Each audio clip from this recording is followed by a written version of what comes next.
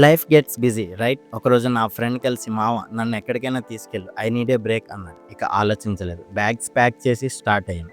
It's a road trip time. బైక్కి full tank చేయించి city నుంచి బయటికి రాగానే ఎర్లీ మార్నింగ్ సన్ రైజ్ చూడగానే చాలా మంచి ఫీల్ వచ్చింది. బైక్కి పెట్రోల్ లేకుండా ముందుకు వెళ్ళదు, అలాగే మాకు ఛాయ్ లేకుండా రోజు గడవదు.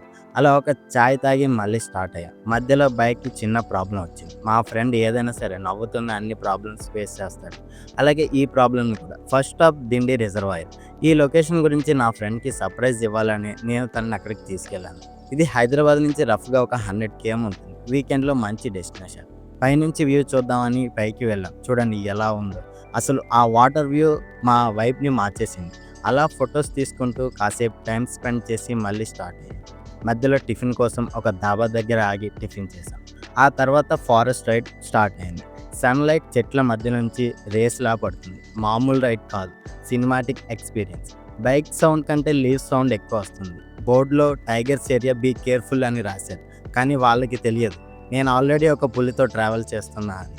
రోడ్స్ నేరో అవుతున్నాయి, టనల్స్ వస్తున్నాయి. ఫైనల్గా శ్రీశైలం డ్యామ్ రీచ్ అయ్యాం. డ్యామ్ హైట్ నుండి వ్యూ అందరూ చూస్తున్నారు. మన ఐస్తో చూస్తే మాత్రం ఫీలింగ్ ఇంకో రకం. పైనుంచి క్లౌడ్స్ కింద పడుతున్నట్టు ఉన్నాయి. It's a cinematic masterpiece literally. ఆ వ్యూ పాయింట్ దగ్గర నిలబడి లైఫ్లో స్మాల్ థింగ్స్ గురించే కాదు, ఇంత పెద్ద ఇంజనీరింగ్ మార్వెల్స్ గురించి కూడా మాట్లాడతాం. సమ్టైమ్స్ ఏదో ఒక డెస్టినేషన్కి తీసుకెళ్ళడం కాదు, మనిషిని స్లోగా లైఫ్ నుంచి బయటికి తీసుకెళ్ళడం ఇంపార్టెంట్. నెక్స్ట్ పార్ట్లో శ్రీశైలంలో ఏం చేసామో చూద్దాం. Stay tune.